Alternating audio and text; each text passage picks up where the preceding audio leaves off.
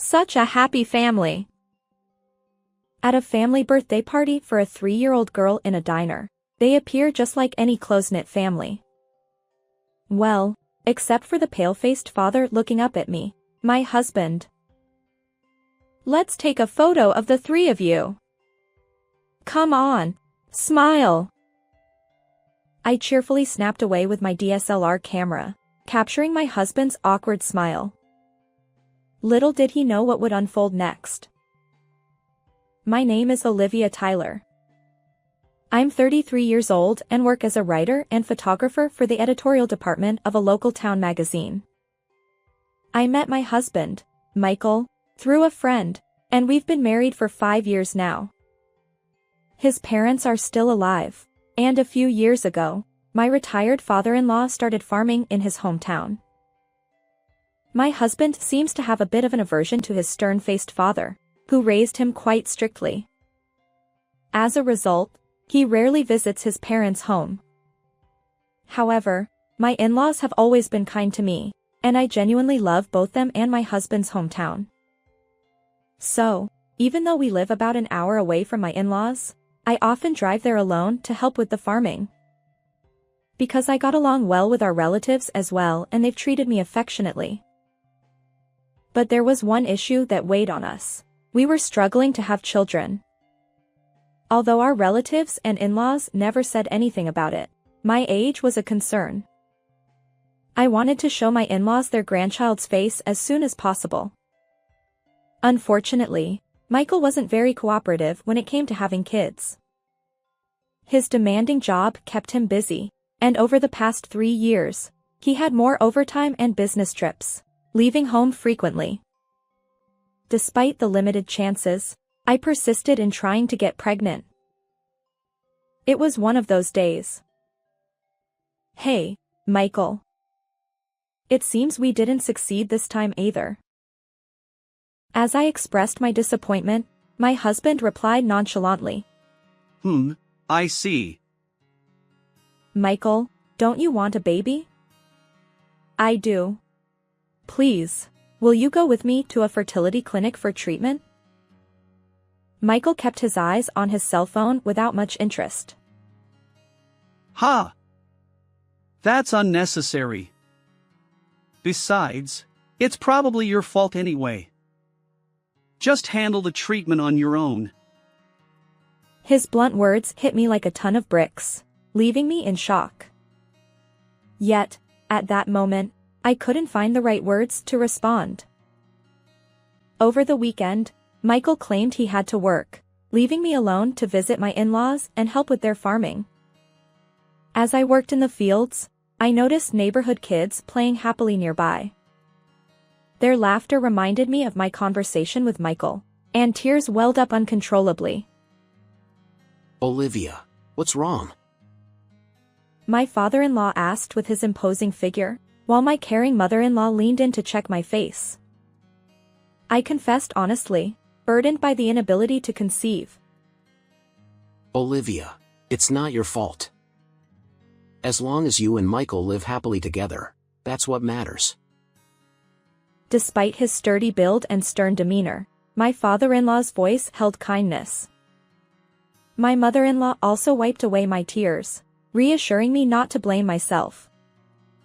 I felt truly blessed by my wonderful in-laws. However, over time, I began to feel suffocated in my life with Michael.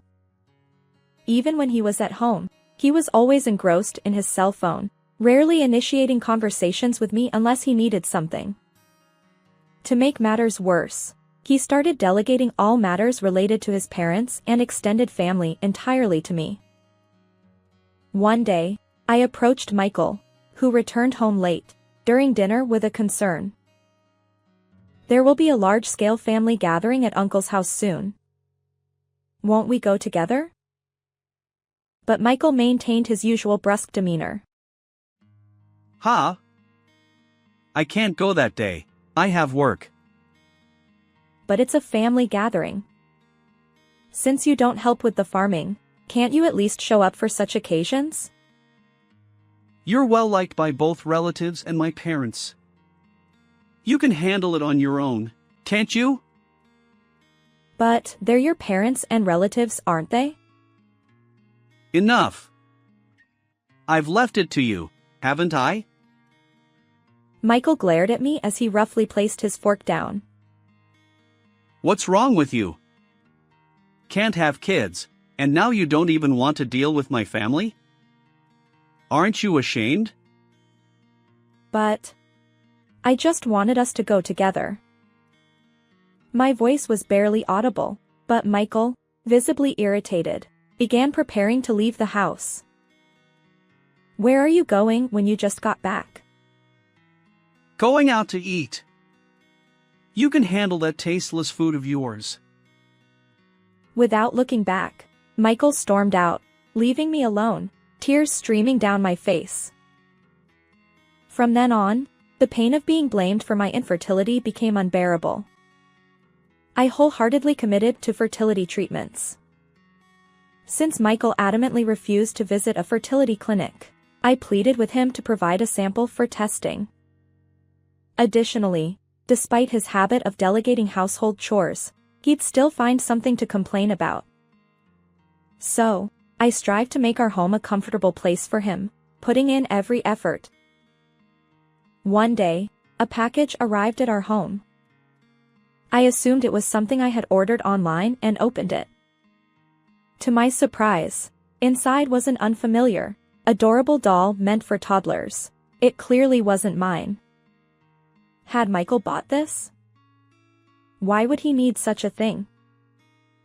That night, I apologized to Michael for opening the package without permission and asked why he had purchased the doll.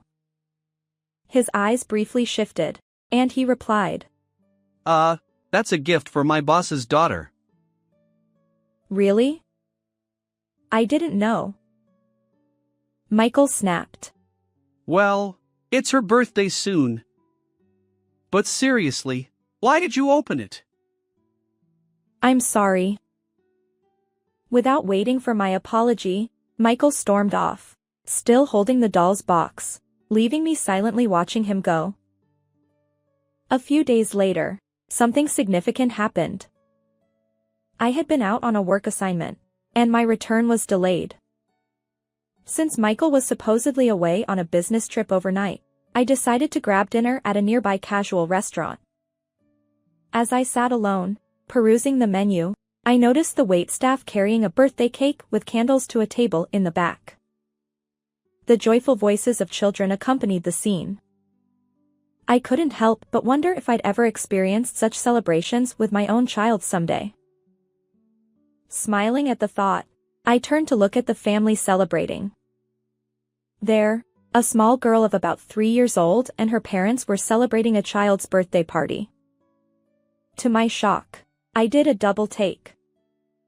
The man sitting across from the child, beaming with happiness, was unmistakably my husband, Michael. Wait, why was he here? At that moment, everything became clear. His supposed overtime, weekend work, and business trips, all lies. Oblivious to my gaze, Michael handed a gift to the little girl. Thank you, Daddy. The girl exclaimed as she unwrapped the package, revealing the very same doll from before. Unable to bear it any longer, I seized the DSLR camera I had brought for work and walked over to their table. What a happy family! I greeted them with a smile. Michael's face froze when he looked up. The mother, seemingly unaware of the tension, smiled and explained. It's our daughter's birthday today. I seized the opportunity. I'm a photographer. Would you mind if I capture a photo of your lovely family? Of course. We'd be thrilled to have a professional take our picture, she said in a lively tone, leaning in closer to her child. Meanwhile, Michael sat there, his face drained of color. Is something wrong? Smile, I asked, maintaining my smile. He managed an awkward smile for the camera. I snapped multiple shots, freezing that moment forever. After that I exchanged email addresses with the mother, saying I would send the photos, and waved goodbye with its best wishes. Leaving the restaurant, my heart raced as I headed home. I immediately messaged Michael, but although he read it, there was no reply. Ultimately, he didn't return home that day. Having spent a sleepless night, I reluctantly made my way to the fertility clinic the next day. Despite my efforts to conceive with Michael, I wondered if it was even worth going to the clinic now. But then, I received some unexpected news. As soon as I left the clinic, I began preparing for my countermove. That night, Michael finally returned home. "You're home early today. Did everything come crashing down, prompting you to act so nonchalant?" He looked startled but quickly regained his composure. Huh? What are you talking about? I just came to pick up my things for the next business trip. "But you were celebrating a child's birthday at the restaurant yesterday." I have no idea what you're talking about. Frustrated, I thrust my phone screen toward him. "It's not just the photo I took yesterday. There's evidence here. Is this not you either?" It was the social media account of the child's mother, whom I had exchanged contact information with yesterday. When I searched her email address last night, I immediately found her account, filled with numerous photos of a seemingly happy family. The caption on yesterday's photo even read, "A gift from Daddy Michael for the doll." Confronted with this, Michael's expression finally revealed defeat. Fine, I get it. You want me to admit it, right? Yes, it's me. "You're cheating, having a child, and leading a double life, aren't you?" Yeah, that's right. I have a cute daughter and a new partner. Unlike you, who can't have kids, I've got a younger, accomplished partner. At that moment, the door to the adjacent room swung open with a loud creak. Michael's eyes widened like saucers. Standing there were my father-in-law, mother-in-law, and nearly 20 other relatives, all lined up like guardians. Dad! Mom! And even Uncle!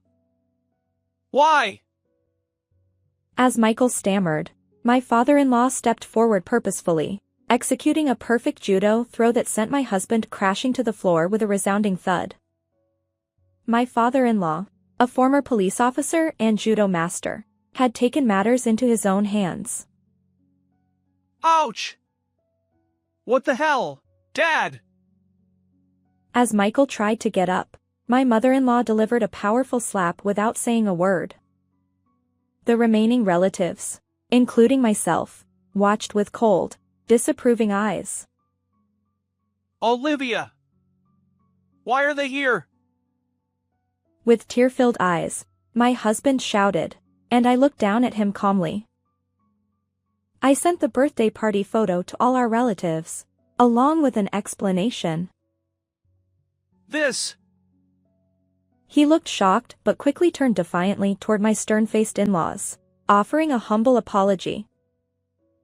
Dad! Mom! Please calm down. Listen to me. Fine, then speak. Michael desperately tried to maintain his composure, gesturing dramatically and speaking rapidly, all while avoiding eye contact. I didn't mean any harm.